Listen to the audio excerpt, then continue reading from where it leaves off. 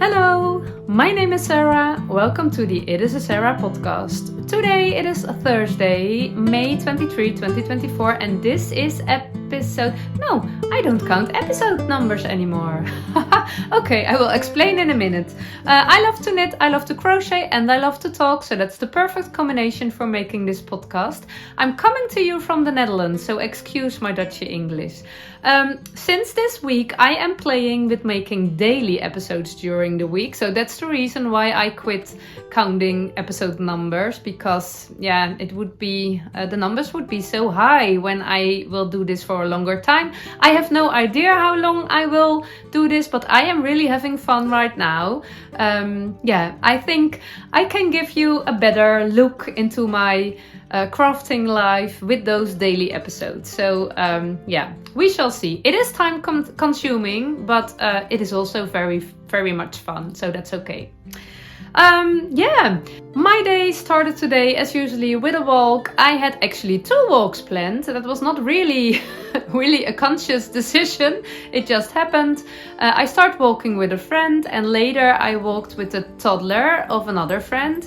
It's a 2-year-old boy, and since he was born, a few weeks after he was born, I walk with him every Thursday, so his mom can drink a cup of coffee in peace. He's the youngest of 4. When I got home, I had some coffee and a little bit of knitting, I guess. I'm not sure if I did that, but I went to the city. I had to visit a shop because I wanted to buy a birthday gift for my sister, and it was a very lovely and nice shop. I tried to film a little bit on my way to the shop. I was biking, and you are not allowed to use your phone on the bike, so it's always exciting. I always tell my kids, don't do that, they are teenagers. Put your phone away, don't use it when you're on your bike, because you have to pay attention. Your focus must be on your surrounding and not on your screen, and they do that. I think they are they know why it is.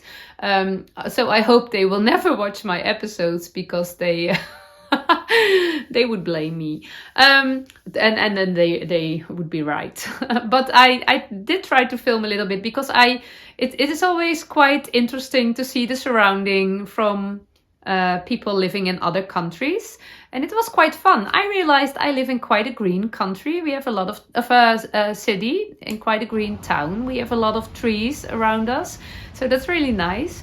I don't really live in the city center. The city where I live is not very big. It's a bit of a middle size for the Dutch city size. I think I need a 10-minute ride to go to the city center. I actually hardly come there because I don't like shopping. I hardly need anything from the shops, and it's just not...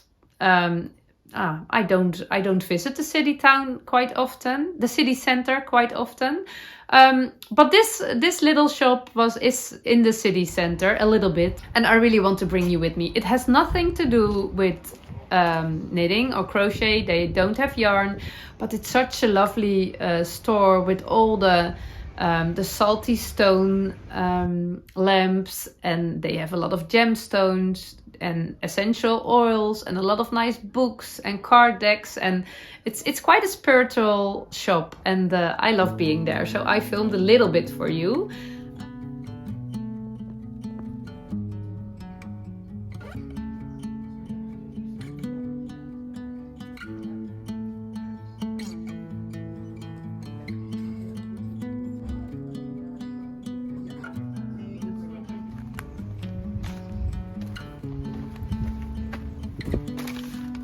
And when I came home, I had some lunch, I guess, and then it was time to dive into my knitting and crochet. Yesterday, let me go back to yesterday, because that was quite a frustrating moment when I ended my video with the get engaged drama, and I definitely needed a little bit of peaceful, heart-jumping knitting in the evening. I did knit on my rabbit before dinner, and in the evening I picked up my Leith cardigan. I didn't touch it for a few days. I make a scrappy Leith cardigan with all my fingering weight scrappy yarns, mainly sock yarn, sometimes other fingering weight yarns. I hold them double. And I make a stripy lead cardigan, and it's really fun to work on, and it's really making me happy. So that was exactly what I needed yesterday evening. And yeah, I finished the striping part of the second sleeve. So I did all the decreases, I did all the stripes, and now it's time to change to the color of the ribbing, dark brown. And then I only have to finish the ribbing of the sleeve, and I will pick up stitches and finish the ribbing of the body. And then the cardigan is finished. So I'm quite close to a finished object. It's not really a summer garment, although I can imagine it would be a lovely layer on colder days. But yeah, I will tell you all about that cardigan quite soon, I guess. After knitting a few stripes, I felt enough courage to do another try for my test knit, for my gauge. I was wearing my brown self-made tee. Of course, everything is self-made, but self-made pattern. Yeah, you know what I mean. And I really love that yarn, and I have enough in my stash to make another tee. So I thought maybe I can make it in this yarn. Then it will not be cotton, but this is also okay to wear on colder days. So I did swatch again. I read all your lovely comments with good advices, and there were 2 advices coming more often. So the one of them was knit plant fiber yarns with bamboo or wooden needles. I can completely understand that. I did try it with my... I do have a Chao set, and I do have the metal interchangeables and the bamboo interchangeables, but I don't have it in 2.5 millimeter needles. My smallest size is 2.75, and that point of one of the needle tops is damaged, so I can't use that one. So 3 millimeter is my smallest bamboo needle size. So I couldn't choose for that one without ordering new needles, and I don't know if I want that. Sometimes you're at the point that enough is enough. I have so many needles. That's how I need to say it, I guess. And the other advice was, I'm a continental knitter. When I was a child, I learned knitting English style because most of the people knitted that way in the Netherlands. But since a few years, we were introduced to the continental knitting, and for me it was fascinating. I had no idea you could knit in several ways. And I was a crocheter. Knitting was, I was a wannabe knitter, but it never clicked. The magic moment never happened. It was always a bit of a struggle. And then I learned crocheting granny squares, and that was definitely a magic moment when the click was there. It was a struggle to learn it and to understand what I was doing.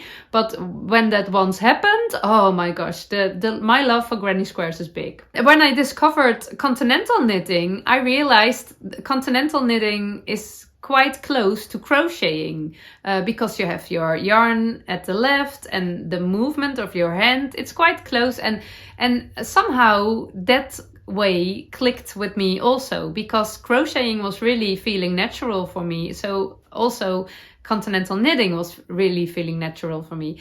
But I was always struggling with the right, with the good stitch definition, with the right, with neat knitting, neat stitches. So I do the combination knitting to make my pearl stitches a bit tighter. It was always a struggle. And 2 years ago, in the summer of 2022, I remember it exactly. I thought, okay, maybe I am an English style knitter. Maybe that's better for me. So let's automize. Do you say it like that? Let's practice that enough. So that will be my main style to knit. So I did practice. I could already knit that way, but to make it a fluent movement, you just need to knit all the stitches. So just you need practice. So I did that. I knitted the sock and the top, and my stitches were looking very good. They were much more beautiful than when I knit them continental. So I thought, okay, this is it. But then there happened 2 things. My shoulder got hurt, And that was interesting because I can knit for hours and hours and I never, continental, and I never have pain in my arms or shoulders or back or whatever, nothing. And now my shoulder hurt quite a lot. It was very annoying and it was very distracting me because I was feeling it all the time. And of course, when you're learning something new, you have some more, I don't know, your muscles are tighter because you are so concentrated and focused working. And when you are more familiar with the movement, you can relax, so your muscles can relax. So maybe it was that, but it didn't get better. It only got worse. So that was really frustrating. But the other thing, and I think that was even more important, I noticed after a few weeks, I think I did it for 2 months. After a few weeks, I noticed my knitting mojo was, my knitting fire was getting smaller and smaller, and it was not burning as much as I was used to. Knitting is, of course, a relaxing, rhythmic movement, which makes me, and I think everybody, which relax you, and it's just my energy flows really nice. And when I was knitting English style, that didn't happen. And I just kept going on because I thought it will be better. It's just a part of learning a new style. But it only got worse. And I felt that I was all my knitting energy was flowing away. And then I realized, that's not what I want. So I decided, okay, my knitting mojo, my knitting energy is more important than the messy stitches. Give me dancing stitches, but also a high burning knitting fire instead of neat stitches and low knitting energy. So I decided I am a continental knitter and that's my style, and I'm a loose knitter, I'm a relaxed knitter. So that's also good. And it's not that all my knitting work is looking messy or whatever. It is just my Miss Perfect telling me that all the time, but it's not really a big problem in my knitting life. I accepted that. I did accept that I have dancing stitches. I can also see the fun of dancing stitches. I love dancing, but with this tee it was a problem. So I already tried last Monday or Tuesday evening. Suddenly I thought, okay, should I knit this one English style? So I tried to swatch English style. I didn't film it. It was in the evening, and then I don't film because enough is enough. And I was knitting that, and immediately I felt my arm, and immediately I also felt it was a little bit as a red flag. Oh, stop, we done that, been there. Do you say it like that? We decided that's not our path. So suddenly I felt that all over, and I remembered that I made that appointment with myself. Don't go there. You discovered that, and it's okay. It's a closed capture. English style is a closed capture. Yeah, so I put it away. Yeah. Yesterday evening, again, I tried swatching. I have quite some willpower. I don't know, that's not the English word. I'm zoeken. Zoeken is Dutch for searching. That's not the English word I'm searching for, but I really want to do it. I really want to, and I can't stand it that it doesn't work out. Let me be clear. This is really my pattern. It's my problem. It has nothing to do with the design or the designer. There's quite a big test knit group, and I'm the only one having this problem. So it's really my problem, and it has nothing to do with the design. Lerke told me she is a little bit of a tight knitter, but that's quite often happening, and that normally when I go down one or needle size. I don't know how you say the numbers. When I go down a needle size, the problem is already fixed, but this time not. But it has nothing to do with the test knit. Again, I thought, okay, let me swatch. I was wearing my brown tee, and I love the yarn, and I thought, So I made it. on 2.5 millimeter needles. The T I was wearing, I knitted on 4 millimeter needles 2 years ago. I did knit it continental. The fabric, I was afraid that it would be a little bit too tight, but it's actually quite nice. And yesterday evening, just before I went to bed, I measured my gauge and I thought, I think this is the right gauge. But today I was measuring it with daylight and it is not the right gauge. It is not possible to get the right gauge for me. I have 20 stitches. Can you imagine? DK weight yarn, 2.5 millimeter needles, and it's not happening. So, okay, I think this is the end of my test knit. Of course, the construction of the T is not very difficult. So if I wouldn't make a test knit, I could do the calculations and make the same garment, I guess. And I think maybe now I will do that.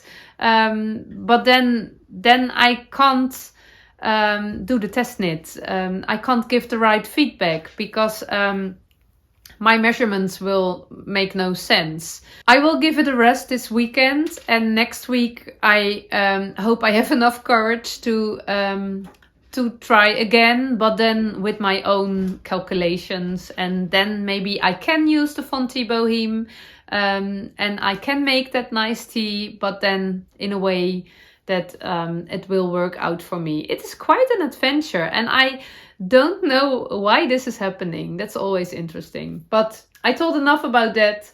I will keep you updated, of course. But let me go to something that did work out, although there is a little problem.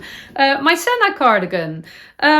I showed you my Senna cardigan last week. Senna cardigan is the newest pattern of Rebecca from the Creabea podcast. Tomorrow it is Senna release day. So if you are interested, check Rebecca's socials because the pattern will be available from tomorrow. I had a little problem with the neckline. It was too tight, so I showed you last Monday that I fold my corners inside. I skipped a button, I removed it and I fold my corners inside and I sewn them down, and that worked out pretty good. But then I had a problem. There was a button right here that didn't have a function because I wouldn't close it. I did use less buttons than the pattern told because I didn't have enough. You needed 6 buttons and I only had 5. So the space between my buttons was a little bit more than meant to be. And with this yarn, the very flowy yarn, the gaps opened too much, so I didn't like it. So I thought, okay, I can fix it. I can make afterthought buttonholes and I can use those 2 buttons and I can place them in between the other 3, and then the problem is solved.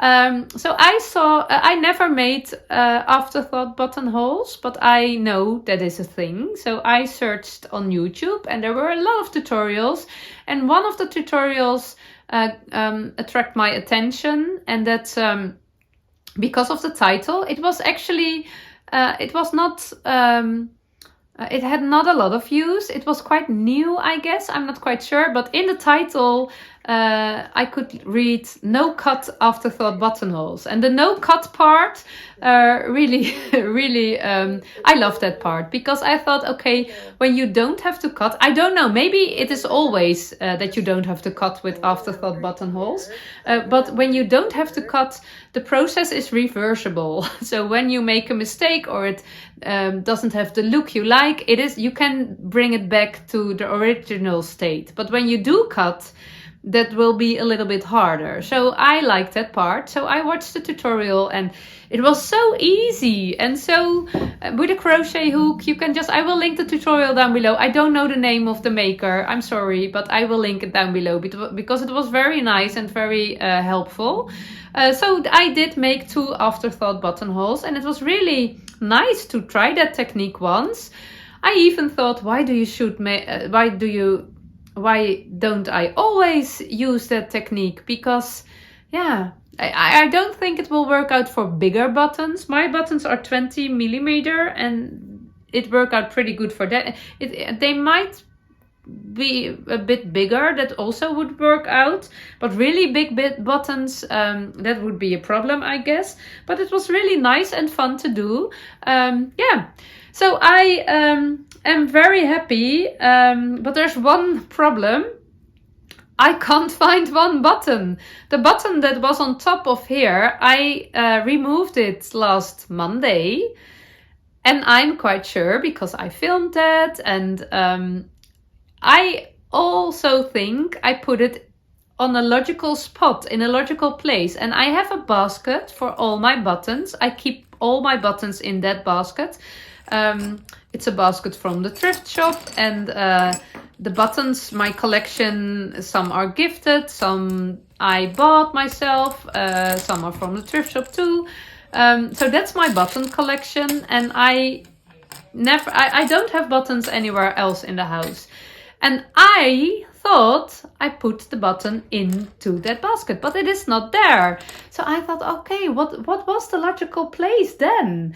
And I searched and searched, and I'm losing things quite often. No, not quite often. It's happening every now and then, and I'm very good in searching things, because then I go back in mind, what was the last moment I remember I had it in my hand, and then I always find it when I go back to that point or back to that moment. But not now. I even searched in the pockets of my skirt. I searched everywhere, but I can't find it. It's really annoying, because I'm really missing that button. I once read a sentence I really love. In Dutch it is, dat wat jij zoekt, zoekt jou ook. And let me translate that in English. That what you are looking for is also looking for you. It sounds nice in English too. I really love that sentence, and it really helps me to forget my frustration when I can't find something, because I can imagine my button being somewhere in the house screaming, Sarah, I am here, can't you see me? I am here, I am searching for you. So it is somewhere searching for me too. Maybe it is seeing me, but I am not seeing the button. So we will be connected. We will be reunited, but I don't know when. So I have a solution. There were some buttons in my stash that were not the same, but the same size and also brown. So maybe they can, you can't see the difference, but not very good. So maybe that's okay to put one of those buttons for the time I am searching the correct button. So I think we will do that. And I'm wearing it open fronted right now on my dress. I must say that I think that's better on dresses. Let me stand up so I can show you. I hope you can see it this way. When I close, here is the missing button. When I close my cardigan right now, it is, I'm really happy with the way it looks. The only thing, this was really standing up open. This part you see, oh, I need a button. So I will need, and they are quite close now, but it's okay, I love it.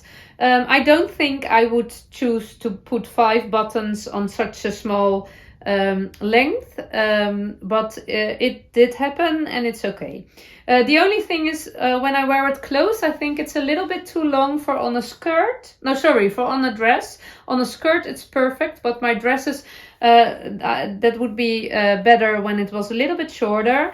But when I wear it open fronted, it feels very, very good. So I think I love the look this way better on dresses. And also it's not really visible that I'm missing a button right now. I hope. Tomorrow there will be another video, but that's a Hard Jumping Friday video. Hard Jumping Friday is a membership part of my YouTube channel.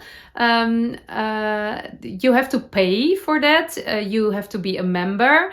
And of course, I absolutely understand if you don't want to be a member, if you think, oh, this is way too much for me to check. That's absolutely okay. And some people don't have the budget to be a member. I also understand that. I also didn't always have the budget to do that. And lucky us, there is a lot of free content on YouTube. For me, it is a very nice way to create an income. And I'm very grateful for all the people who are members of that part of my channel and who are enjoying the Heart Jumping Friday videos. I really love to create all this content. It's really heart-jumping thing for me to do, and because of all the members and because of all the advertisement, I understand it can be annoying, but this way I can create an income, which makes me when I quit my job as a teacher, I had no income, and my husband has a good job, but we also have 3 kids, and money is important in your life to do the things to take care of your family. So last year I was on a point that I thought, okay, maybe I should search for a job to create some more income again. And now I do try it with It Is a Sarah, and it's working out really well thanks to you. So thank you a lot for that. Thank you. I think that was all I wanted to say, and I want to explain it a little bit. I thought the link to my membership was in the show notes, but I was wrong. It was not there. So I fixed that. The link to the membership part is in the show notes. It is important you open the link in your internet browser and not in your YouTube app, because then it will not work. YouTube is making it a bit difficult to become member. I don't know why. I don't know. You have to try, and I hope it will work out. I know there are quite some people having problems with getting at the right place. If it really will not work out for you, you can message me, you can leave a comment, or maybe even better, you can send me an email, because every time someone sent me an email, the problem was solved quite soon. So feel free to do that. In my Heart Jumping Friday videos, I will answer questions that can be questions about the things I told about and I showed you, but it can also be questions about my personal life, about my knitting life, but also about my personal life, the typical Dutch things. I really love all those questions. It's really nice to answer them. And of course, I show a little bit more of the things that keeps me busy, and every Friday there is a Heart Jumping Friday video. There's also a Dutch part that's called Handwerk, but those videos are in Dutch. So when you are a member of that part, you can see the English videos and the Dutch videos, but I can understand that for the most of the people, Dutch is a very weird language, so that's not interesting for you. But you are welcome there too, of course. So if you are a member, I really want to thank you. And if you are not a member or don't want to be, it's also okay. I completely understand. I hope you enjoy all the free content I make. It is almost weekend. Tomorrow we will go for a camping weekend this weekend with my family. Not only my own family, but also my parents and my brother and sister and their families. So that's really nice. I'm really looking forward to it. That means also less knitting time than I am used to when I am at home, but that's okay. Maybe I will film a little bit. I don't know. I can share our caravan. We call it like that in Dutch, because it's really lovely and really nice. And I think it will be one of the last weekends, because we will sell the caravan, because we are in the process of getting a camper van, and owning both wouldn't make sense. But we had really good holidays with the caravan when the kids were little. So it's really an emotional goodbye it will be. And I don't know if this will be the last weekend camping with it. I don't know if that's if I am there already, if I am ready to say goodbye to that lovely thing. But I will tell you more about that next week on Monday's episode. Okay, I want to wish you a very nice weekend. I hope you have some heart jumping moments. If you can't find them, create them. And I will see you next week. Thank you for watching. Bye bye.